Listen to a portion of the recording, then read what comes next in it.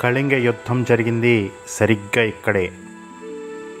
క్రీస్తుపూర్వం 260 ప్రాంతంలో మౌర్య సామ్రాజ్య చక్రవర్తి అశోకుడు కళింగ రాజ్యం మీద దండయాత్ర చేశాడు. దానినే కళింగ యుద్ధం అంటారు.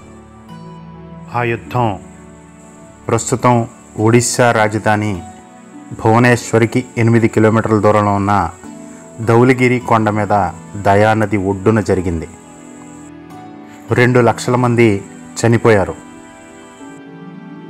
దయానదిలో ప్రవహిస్తున్న నీరు రక్తంతో ఎరిపెక్కింది.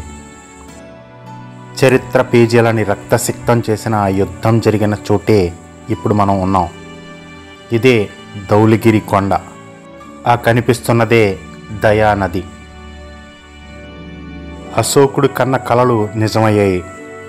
తాతల కాలం నుంచి హస్తగతం చేసుకోవాలనుకున్న ప్రాంతం సొంతమైంది. కానీ ఆ గొప్ప విజయాన్ని చూసి అశోకుడు ఆనందపడలేదు.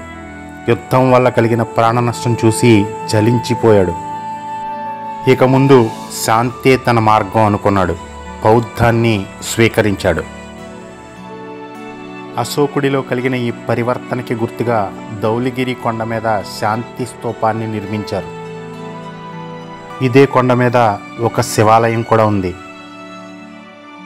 ఈ ప్రపంచంలో యుద్ధంలో ఓడిపోయి నిస్పృహతో విరమించిన వాళ్ళు చాలామంది ఉంటారు. కానీ గెలిచి విరక్తితో విరమించినవాడు అశోకుడేనేమో. బౌద్ధ మతం యొక్క 5 నియమాలకు గుర్తుగా శాంతి స్తూపం మీద 5 గొడుగులు కనిపిస్తాయి.